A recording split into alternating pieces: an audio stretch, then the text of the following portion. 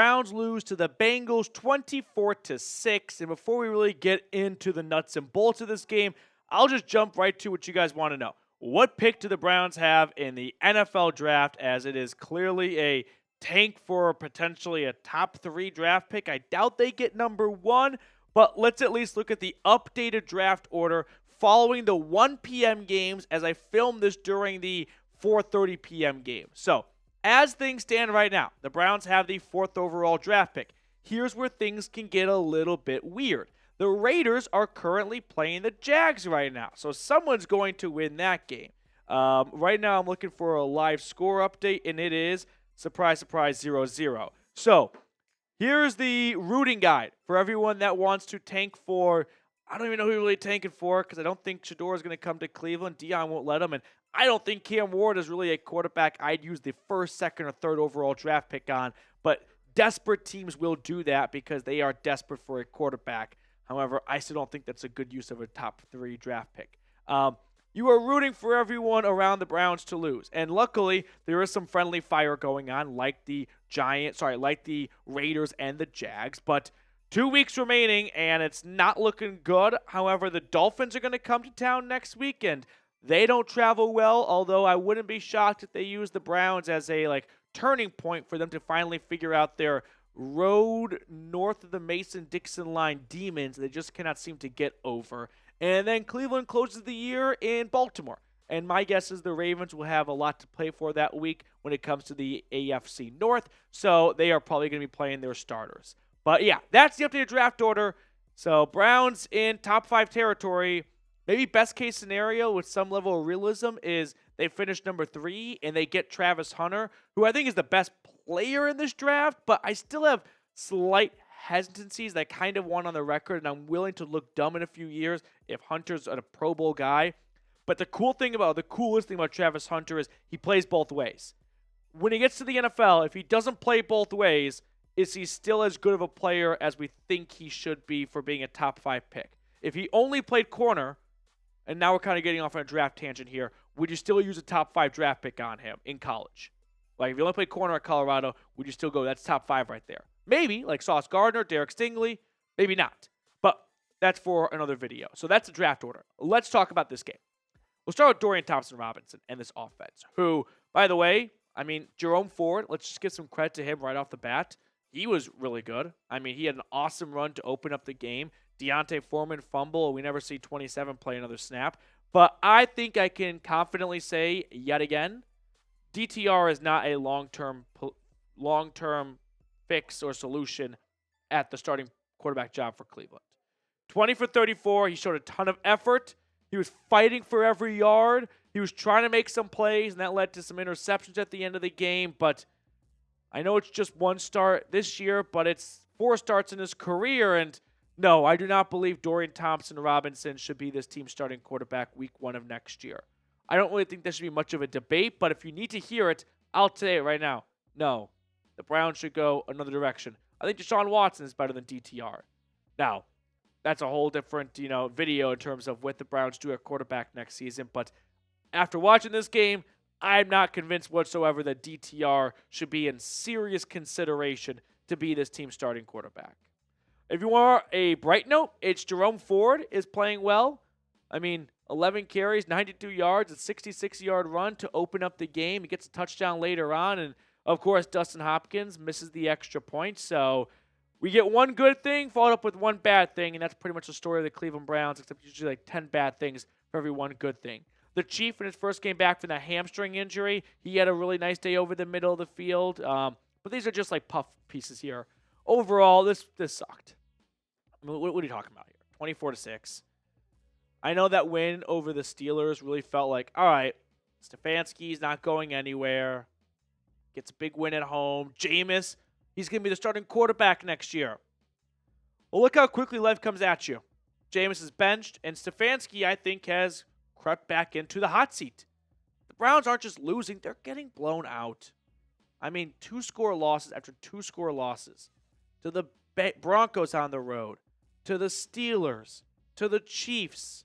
Sure, they're playing tough teams, and at times they are looking competent, but when we take a step back and just review the last 4 or 5 weeks, whatever it's been since the Steelers win, final score says, a lot. And the Browns aren't really in these games.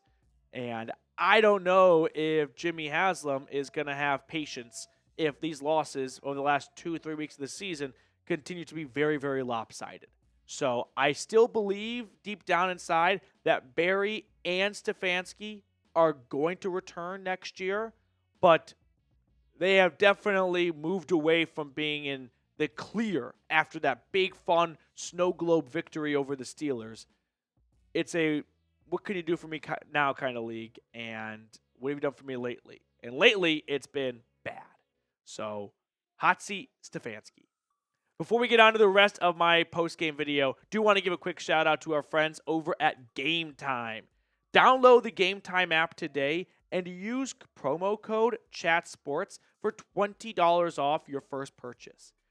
Terms apply. Again, create an account and redeem code CHAT Sports for $20 off. One thing I love about GameTime is they have this feature called GameTime Picks. Basically, what that does is it filters out the fluff to show you only incredible deals on great seats, so you don't have to waste time searching through thousands of tickets. Take the guesswork out of buying tickets with GameTime.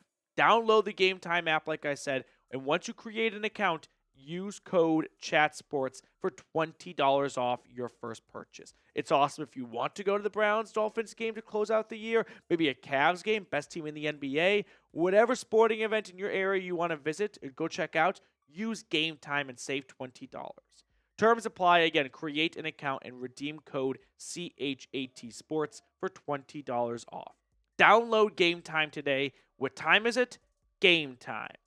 Let's talk a little bit about the defensive performance today. Myles Garrett got his 100th sack. He's 100.5 on the season. So that was an awesome moment. Plus, is it just me, or does Myles always look a little extra happy when he sacks Joe Burrow? That seems like a fan favorite of his to sack. But the defense, 24 points. Jamar Chase ran all over this team.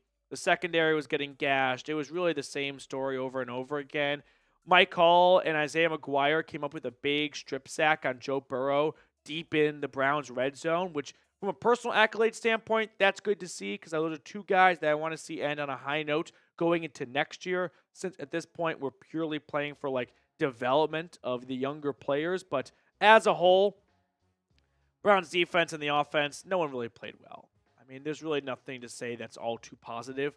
I feel bad for fantasy owners that were in the championship because of Jerry Jeudy with Jameis and then got the DTR experience, and that's not a fun experience for fantasy owners out there. So, yeah, pretty quiet day altogether from the Browns offense. And the defense made some plays at times, but overarching stuff here from 60 minutes, it really wasn't all that impressive or all that great. Joe Burrow just was in control of this game pretty much from the moment they got the ball at the 1-yard line after Deontay Foreman's fumble until the final whistle. So it was the Bengals show for sure. I mean, Joe Burrow, 23 for 30, 252 yards, and 3 touchdowns. So overall, the tank is on. I mean, it's been on for quite some time, but with every single loss, the Browns are inching closer and closer to being, of course, a lock for picking top 10, but closer and closer to picking top 5. And I mean, with my opinion, 2 quarterbacks that I don't think are all, I wouldn't say that great, but top 3 worthy. But the Giants and Raiders are so desperate for a quarterback. Cam Ward and Shador will both go top 2. I think we'll revisit those picks in a 3 or 4 year, time machine and go, wow, they were the top 2 picks in the draft. I don't know if that was a really good decision. So hopefully the Browns can kind of just maybe stay back and go, all right, you guys, pick a quarterback because you're desperate for a quarterback. We're going to take an absolute stud like Travis Hunter, Abdul Carter, Will Johnson, Kelvin Banks. And I think that's what Cleveland should do. They need better players at cornerstone positions. And I know they just want to cut the line and fast forward to getting their franchise quarterback, but forcing a quarterback pick top 2 when it's not really worth a top 2 pick is not a good opinion. Not a good idea in my opinion. So one name that's definitely been floated out a bunch here, Kirk Cousins, Michael Penix. He made his Falcons kind of debut, his first start. He played really well. Kirk Cousins' time in Atlanta is definitely coming to an end after this year. So the Browns could sign him for the vet minimum, just like the Steelers signed Russell Wilson. I don't think it's an apples-to-apples comparison. I know people want to do that. Big differences. Russell Wilson wasn't coming off a torn Achilles. Did not have 1 touchdown and 9 interceptions in his final 5 games as a starter.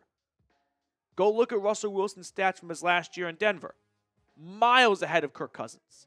So no, don't make that comparison just because, oh, they're veterans you could sign for cheap. One was coming off the worst season of their career. The other one was just clearly no longer in their prime. We'll close the video with this. I'm sure those of you that didn't catch our watch party today want to drink my tears over what happened in Columbus. Like, my official statement is credit to Ohio State. They were better than Tennessee at every position on the field. They took away Tennessee's strengths, and they made it their own. The pass rush for the Vols never came through, and the Buckeyes pass rush was all over Nico. So congratulations and credit to Ohio State for winning decisively. It was, I would say, a fun experience. I went to the game pretty much up until the first quarter, and then it went downhill from there. But for anyone that went to the game, I'm sure you were a little, what's the word I'm looking for here? Shocked by how much orange was there. Vols fans, I am very proud of the season for making the playoffs and for traveling as well as we did up to the Shoe. By the way, the Shoe, not a really good stadium. That's my one spike comment and me being salty. I was very underwhelmed from the Shoe for sure. All right. Well, we said if OSU beats Tennessee and we reach 40,000 subscribers, comment to punishment. We've not gotten to 40,000 subscribers. I will extend that deadline, since one half of this clicked on Saturday night, until the end of today. So you guys got the next couple of hours to get everyone you know to subscribe, comment to punishment. As long as it does not get me fired, I'll do it. And congratulations, Buckeyes fans, and best of luck to Oregon.